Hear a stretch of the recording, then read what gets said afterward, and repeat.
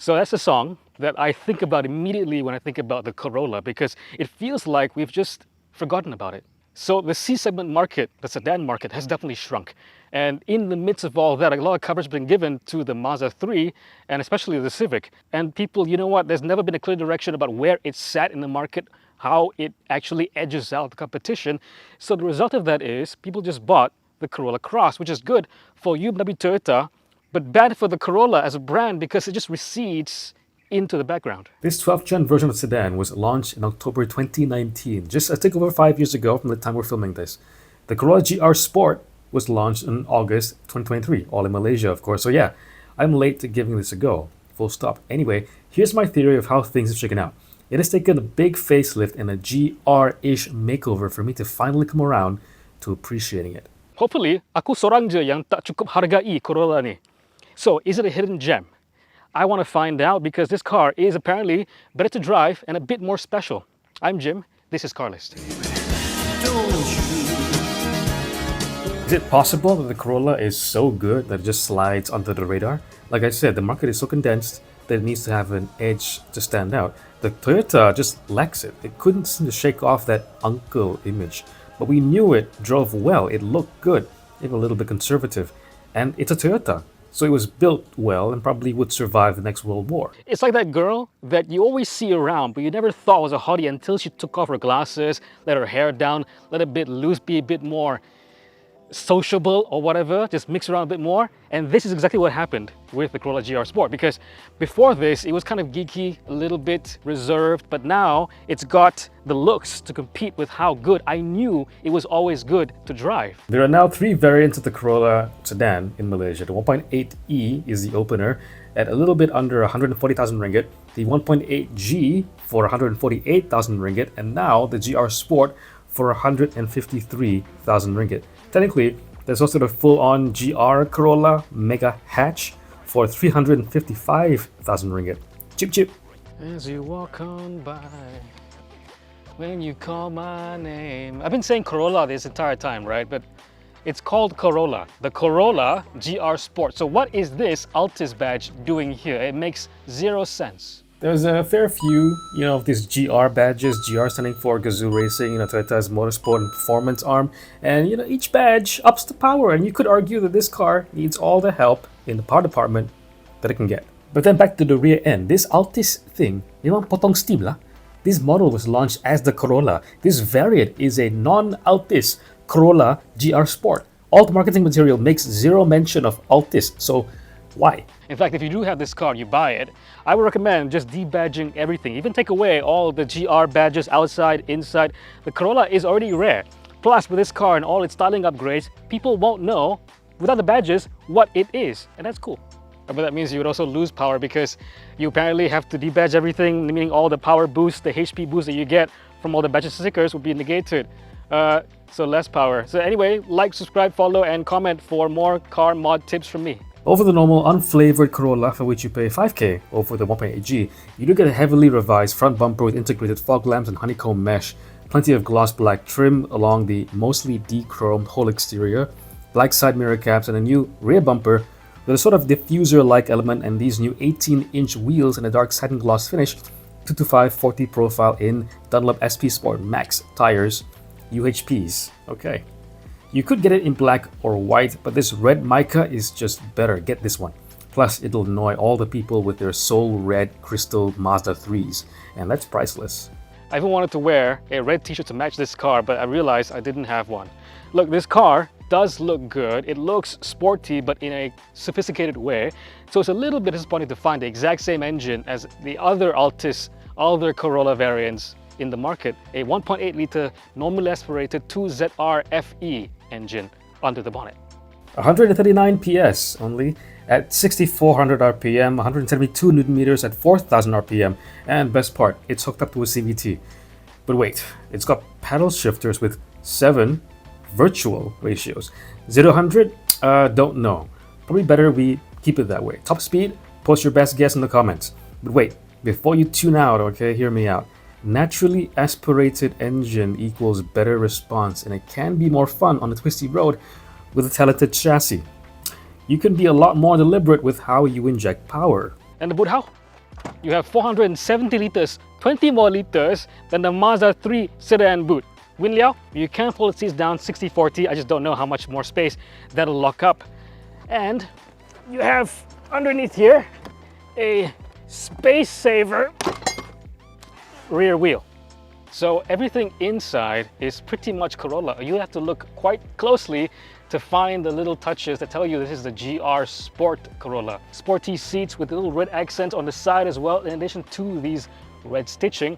No red stitching on the dashboard at all, not even on the steering wheel. Interestingly, they've only reserved that for the seats and the door panel. So you have little red touches along the door handle over here, which are nice, but that's as far as the GR things go. You have GR, a logo, embossed into the headrest over here, as well as the carpets, but there is no GR anything anywhere else. But, this car is, as I have experienced it, a quality car. Let me just go around, okay? My Gente test over here, soft touch, soft touch. I gotta go way behind here, and then I get into something a bit harder.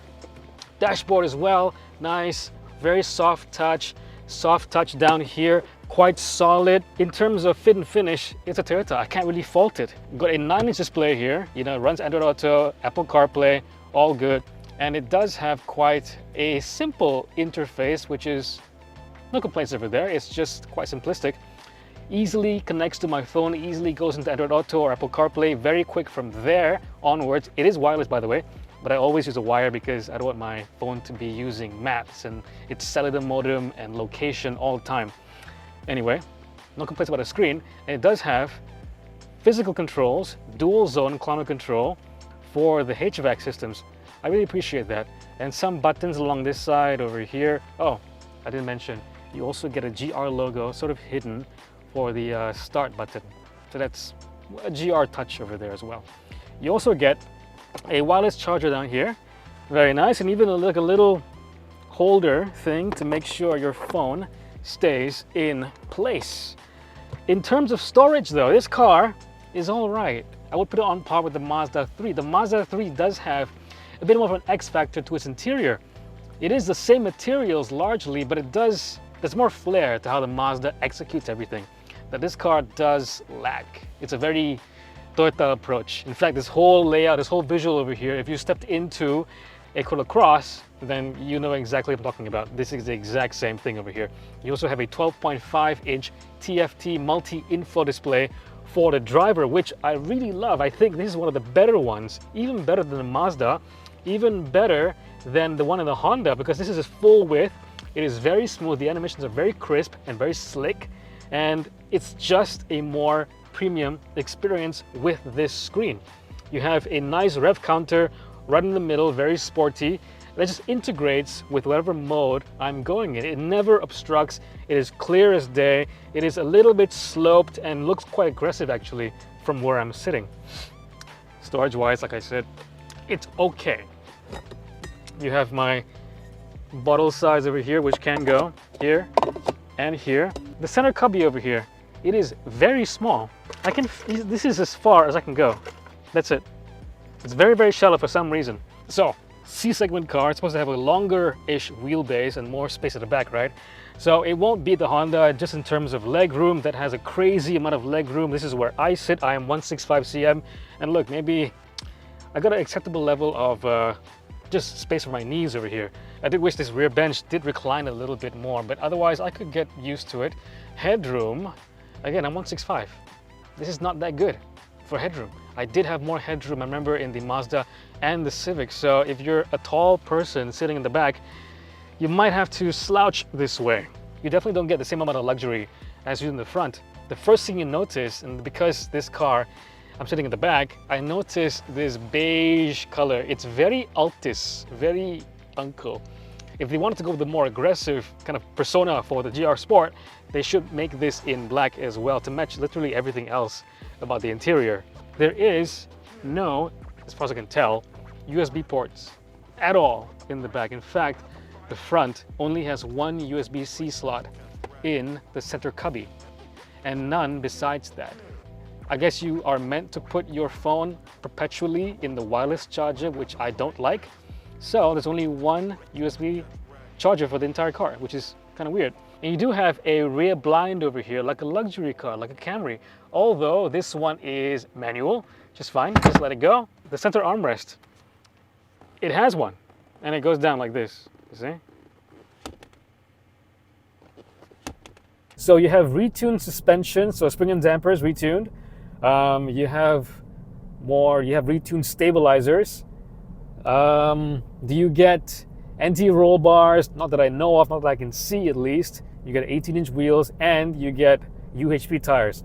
Dunlop SP Sport Max. And it's mind-blowing to realize that I have these tires on because, okay, 18-inch wheels, whatever, but they're quite thin. These tires are quite thin on those 18-inch wheels. And the thing is, I know I could have bought these tires as well before for my personal car.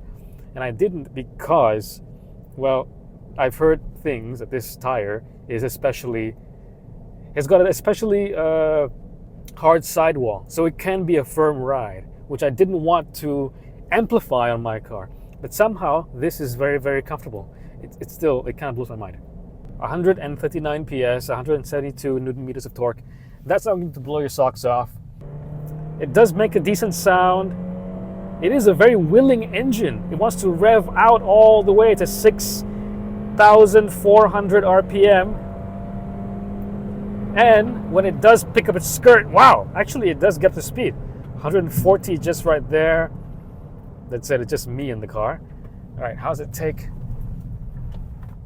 Not a lot of understeer, very, very sharp response from the front end. Sport mode. Look, it's passive springs and dampers. I don't really feel any difference when it comes to the steering. Not any more resistance. I'm guessing it is all down to the behavior of the gearbox. 150 right there, so it can go fast. Okay, hard braking. The brakes are so easy to modulate. The thing is, they've engineered the Corolla, generally speaking, to be a very good, easy car to drive. And part of that is also a very good brake modulation. It does have pedal shifters just like the Mazda 3. And yeah, being a CVT though, it's got some characteristics. All right, now I'm in second gear, all the way to third gear, the red line. All right, pedal shifter, the thing is, okay, it's weird. When you pull on the pedal to upshift right there, it kind of kicks you in the back. I don't know why that it happens exactly, but it's almost like it slips a little bit. Okay, downshift. Downshift is responsive. It gives me the downshift. All right, third gear, second gear. Tune in. Yeah, you know what? The CVT wants to play. All right, up again, come in. 5,000, 6,000 RPM. There's a little bit of slip so that the engine jerks forward a little bit to give you that, sort of gear shift sensation.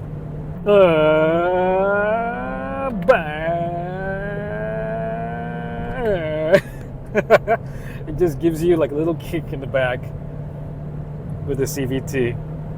Artificial as it might be, I'm really enjoying my time with the CVT and this whole car. And it revs out, the gear changes, or the gear virtual changes happen exactly where I want it. Direction changes are really confident. The tires, this UHP tire combo, I can't really fault it, man. It's really good. It could be the case that this car sounds better than the Mazda 3. And it's therefore more enjoyable to rev out than the Mazda 3. You could buy the Mazda 3 2-liter 2.0 high sedan, whatever the base spec is, which is still quite expensive still, 155,000 ringgit. What you don't get with that Mazda 3 is active safety. You forgo that entirely. The Mazda iActive Sense, nope, not there at all.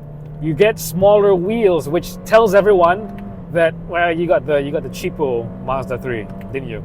You also don't get LED DRLs, which don't look great. But the main thing is the sunroof, and you don't get wireless charging, you don't get active safety. With this, you save 3,000 ringgit and you get everything. Well, no sunroof, of course, but you don't get everything else. You do get active safety, which, come on, it's Toyota's safety systems, Toyota Safety Sense, which is still damn good. With pre-collision, you know, that little buzzword for autonomous emergency braking, you get dynamic cruise control with radar guided. You get blind spot monitoring. You don't get rear cross traffic alert, but you do get everything else that really is essential for a good active safety suite. And you would, because you want this car to be the all-rounder. You want to bring family and friends in it. You could have it as a family car. And why wouldn't you? It's a Corolla.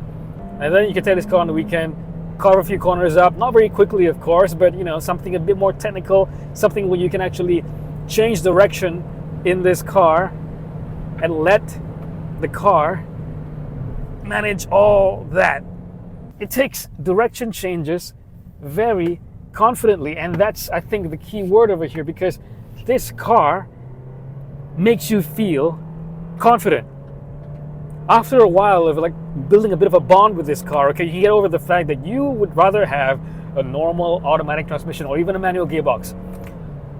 And after you've reached that, maybe you could also reach the conclusion that you need more performance, a bit more low-end grunt, maybe because you're used to having a turbocharged car. But you get over that. You get over that, and then you just get used to this car, and you feel very confident. It's the same thing I had a sensation with the Camry as well. You just feel very confident in this chassis abilities that you can chuck it into corners and trust it to grip and trust it to give you the feedback.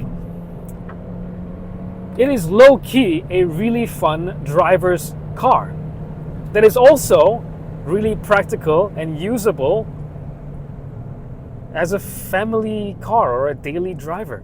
I didn't expect it to be actually quite as good as the Mazda 3, but I think it is. I think I could have summed up this review at the very start.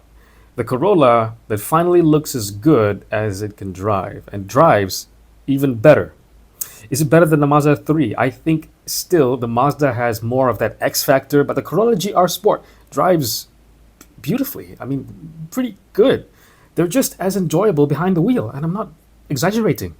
How it drives makes no correlation to how comfortable it is. I don't know what is it about this suspension. It absorbs the bumps so well. And its engine, despite only having 139 horsepower, gives you seemingly everything and is more willing to give you everything at a moment's notice. The takeaway is, for me, is that we've all been sleeping on the Corolla. Not just the GR Sport, okay, the Corolla itself. I haven't really driven one in many years, and this one, it took a GR badge, to be honest, for me to wake up to realize how good it is. Don't you forget about it as you walk away.